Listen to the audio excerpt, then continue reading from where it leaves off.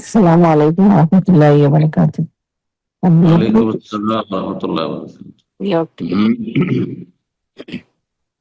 আমার প্রশ্নটা হচ্ছে তওয়াফের প্রশ্ন, মানে আমরা যে হজে বা উমরায় গিয়ে যে তওয়াফ করি, তো একজন আলেমের কাছ থেকে শুনছিলাম যে যদি তওয়াফ চলাকালীন যদি অজু চলে যায়, তাইলে আবার আবার নাকি প্রথম থেকে, যেমন ২ চক্কর তওয়াফ দেওয়ার পর যদি আমার অজু চলে যায়, তা আবার প্রথম থেকে তওয়াফ শুরু করতে হবে, মানে অজু করে।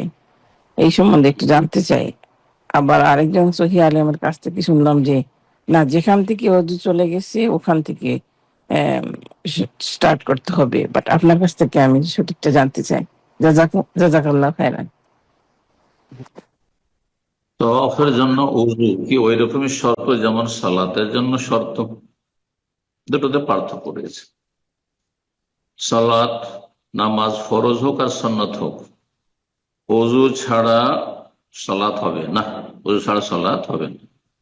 এবং সালাত অবস্থায় ওযু যদি ভঙ্গ হয়ে যায় তাহলে গিয়ে ওযু করে এসে পুনরায় সালাত পড়তে হবে। আগের রাকাতগুলির ওপর বুনিয়াদ রাখা যাবে না, ভিত্তি স্থাপন করে পড়া যাবে না। অর্থাৎ 2 রাকাত পড়ে গেছে, ধরেন 4 রাকাত বিশিষ্ট সালাত, বাকি 2 রাকাত এসে এমনটা হবে না, তার সালাত নষ্ট হয়ে গেছে। কথা বোঝা গেছে? এতে কোনো দ্বিমত নাই, এর উপর ইজমা রয়েছে। লা তুকবালু সালাতুন বিগাইরি তুহুরিন, লা ইয়াকবালুল্লাহু সালাতা আহাদিকুম ইযা আহদাসা হাত্তা ইয়াতাওয়াদ্দা। আল্লাহ এমন ব্যক্তির সালাত কবুল করবেন না যার ওযু নষ্ট হয়ে গেছে, যতক্ষণ পর্যন্ত ওযু করে না নেবে। সহিহ মুসলিমের হাদিস এটি। আর আগের হাদিস যেটি বলো সেটি তিরমিজির প্রথম হাদিস, লা তুকবালু সালাতুন বিগাইরি তুহুর, বিনা পবিত্রতায় সালাত কবুল হয় না, মানে শুদ্ধই হয় না। বাকি থাকলো তওয়াফ। তওয়াফ সম্পর্কে এরকম স্পষ্ট হাদিস নেই, এই জন্য তওয়াফের দ্বিমত রয়েছে যে আসলে কি তওয়াফের জন্য ওযু করা শর্ত সালাতের মতোই। একদল বলছেন হ্যাঁ শর্ত। দলিল একটি অস্পষ্ট হাদিস, আত-তাওয়াফু বিল বাইতি সালাতুন, বাইতুল্লাহর তওয়াফ হচ্ছে সালাতের মতো। কারণ সালাতের মতো সার্বিক দিক থেকে, পবিত্র থাকার দিক থেকে, নাকি সওয়াবের দিক থেকে, ইত্যাদি ইত্যাদি। হ্যাঁ, খুশুর দিক থেকে, একাগ্রতার দিক থেকে, মনোযোগী হয়ে তওয়াফ করে যান, মনোযোগী হয়ে খুশুর সাথে আমি সালাত পড়বেন, বিভিন্ন দিক রয়েছে ইবাদত বন্দেগীর। যারা বলছেন সব দিক থেকে, তারা বলছেন না, ওযু ওই রকমই শর্ত তওয়াফের জন্য যেমন সালাতের জন্য শর্ত। আর একদম বলছেন না, যেহেতু আমাদের কাছে অকাট্য দলিল নাই সেই জন্য শর্ত নেই, তবে ওযু করেই তওয়াফ করতে হবে। কিন্তু তওয়াফ নষ্ট হয়ে গেলে কি করবে? একদল বলছেন যে কন্টিনিউ করবে, এটা একটি মত। ওযু নষ্ট হয়ে গেছে, ভিড় ভাড়ে আর যাওয়া সম্ভবই না, বেরিয়ে গেলে আবার আসতে অনেক কষ্টের বিষয়। যে ফিকহি কায়দা রয়েছে, যেখানে কঠিন সেখানে সহজ করা হয়েছে ইসলামী।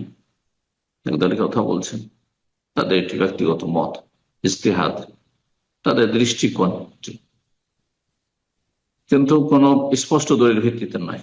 আর এক দল বলছেন যে না, উজু করে আসতে, উজু যেহেতু শর্ত, উজু করে আসতে হবে, আর এসে পুনরায় তওয়াফ শুরু করতে হবে, যেমন ফতোয়া শুনেছেন আপনি, তিনি ওই ফতোয়া দিয়েছেন। আর একদল বলছেন না, তওয়াফ আর সালাতে যেহেতু পার্থক্য রয়েছে, সুতরাং এখানে যে 2-3 চক্কর দিয়েছে সেটা তার গণ্য হবে, আর তারপরে তার ভিত্তি করে বাকি চক্করগুলি পুরা করবে।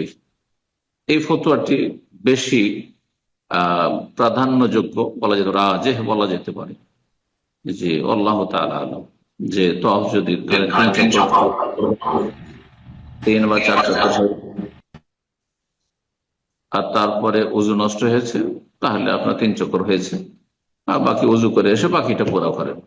যেমন ওই রকম আরেকটি অবস্থা বলি, 3 চক্কর তওয়াফ করেছেন আর তারপরে ফরজ সালাত শুরু হয়ে গেল, ফরজ সালাত শুরু হয়ে গেল, তাহলে আপনি ফরজ সালাত পড়ে নিয়ে আবার শুরু করবেন ওখান থেকে, যেখান থেকে আপনি থেমেছিলেন।